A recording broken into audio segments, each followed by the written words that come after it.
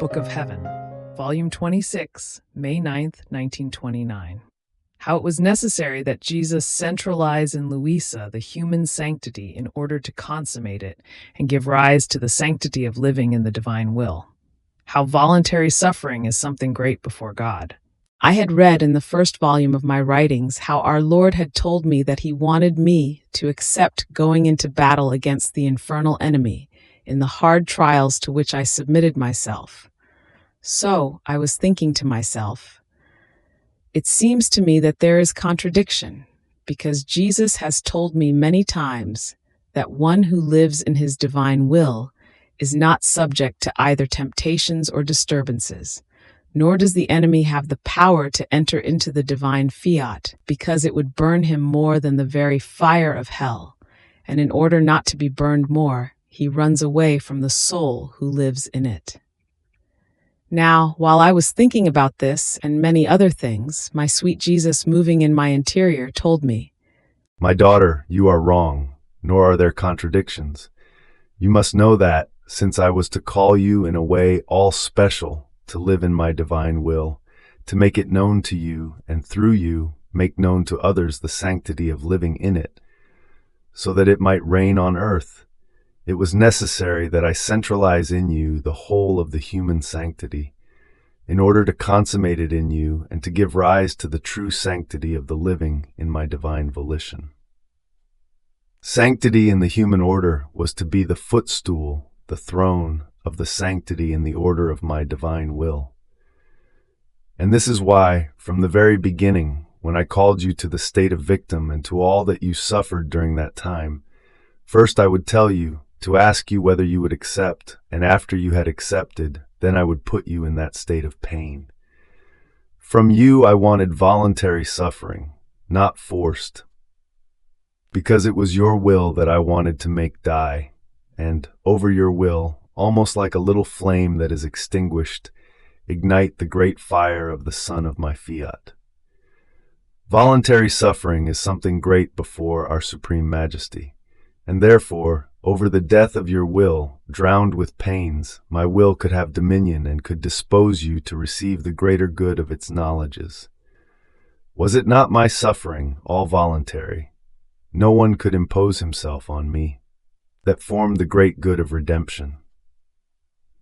So, everything you suffered at that time was nothing other than the completion of the order of sanctity in the human way. And this is why I told you almost nothing about the sanctity of living in my divine will. I wanted to complete one in order to start the other.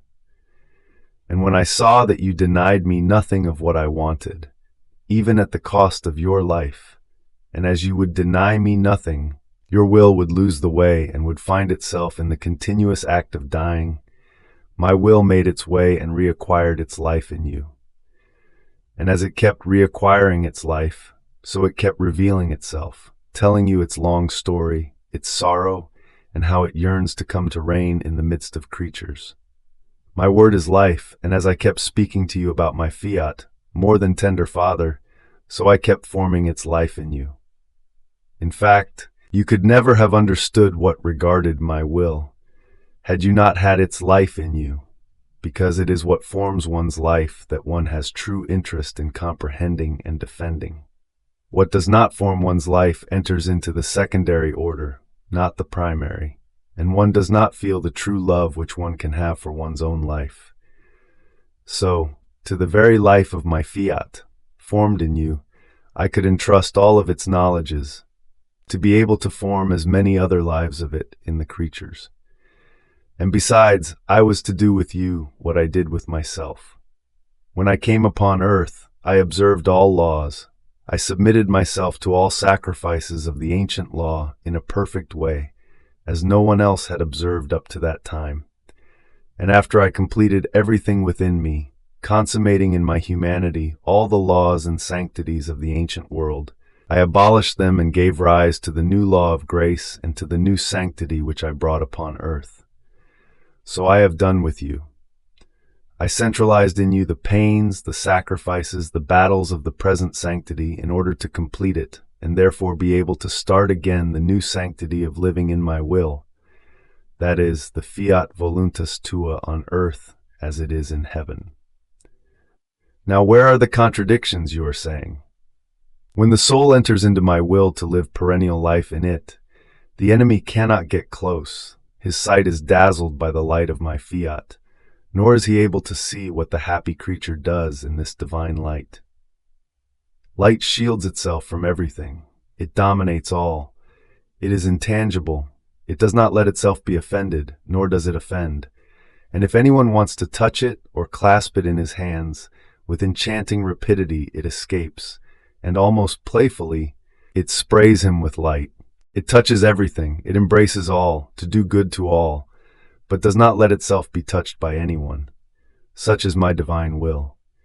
It encloses the soul within its light, and with its empire it eclipses all evils. And as the soul lives of light, everything converts into light, into sanctity and perennial peace. So, evils get lost and lose their way. Disturbances, temptations, passions, sin, remain all with their legs broken and can no longer walk. Therefore be attentive, and let your living in my fiat be continuous.